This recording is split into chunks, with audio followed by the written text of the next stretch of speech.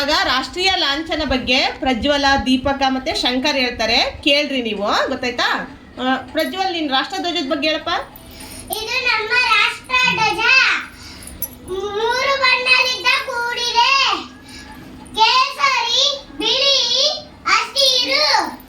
ಕೇಸರಿ ಶೌರ್ಯದ ಸಂಕೇತ, ಬಿಳಿ ತ್ಯಾಗದ ಸಂಕೇತ, ಹಸಿರು ಸಮೃದ್ಧಿಯ ಸಂಕೇತ.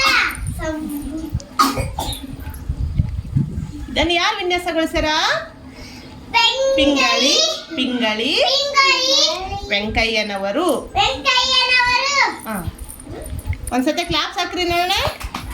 ಇವಾಗ ಶಂಕರ್, ನೀನು ರಾಷ್ಟ್ರೀಯ ಹಣ್ಣು, ಪ್ರಾಣಿ ಮತ್ತೆ ಹೂವಿನ ಬಗ್ಗೆ ಹೇಳಿ. ಈ ಕಡೆ ಬಾ ಅಮ್ಮ. ಶಂಕರ್, ಇದು ನಮ್ಮ ರಾಷ್ಟ್ರೀಯ ಹಣ್ಣು ಮಾವಿನ ಹಣ್ಣು. ಇದು ನಮ್ಮ ರಾಷ್ಟ್ರದ ಪ್ರಾಣಿ ಹುಲಿ. ಇದು ನಮ್ಮ ರಾಷ್ಟ್ರದ ಹೂವ ಕಮಲದ ಹೂವ. ಕ್ಲಾಪ್ಸ್ ಹಾಕ್ರಿ ಜೋರಾಗಿ. ಲಾಂಛನ ನಾಲ್ಕು ಮುಖ ಸಿಂಹ. ಸೂಪರ್. ರಾಷ್ಟ್ರೀಯ ಪಕ್ಷಿ ನವಿಲು. ರಾಷ್ಟ್ರೀಯ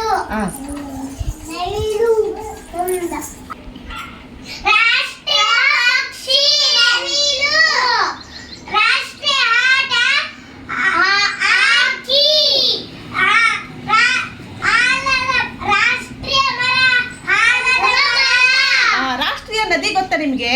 ರಾಷ್ಟ್ರೀಯ ನದಿ ಯಾವುದು? ಗಂಗಾ ನದಿ. ಹೌದಾ? ರಾಷ್ಟ್ರೀಯ ತರಕಾರಿ ಯಾವುದು?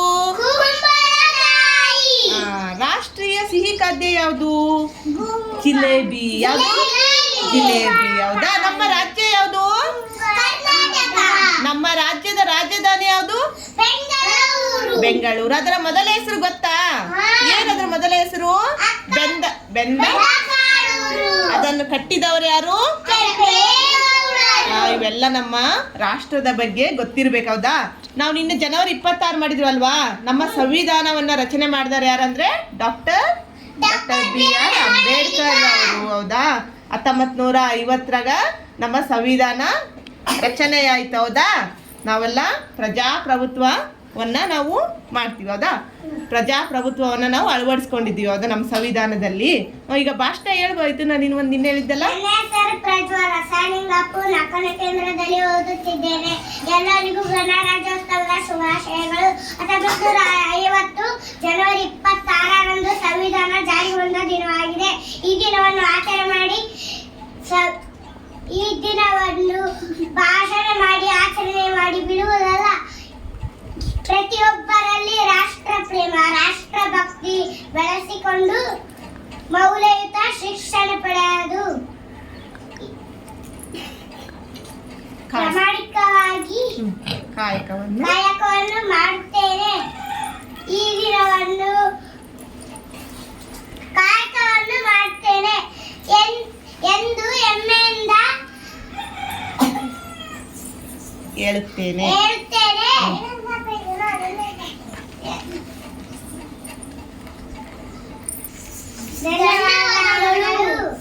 ಜೈ ಹಿಂದ್, ಜೈ ಭಾರತ್. ಎಲ್ಲರೂ ಕ್ಲಾಪ್ಸ್ ಹಾಕ್ರಿ.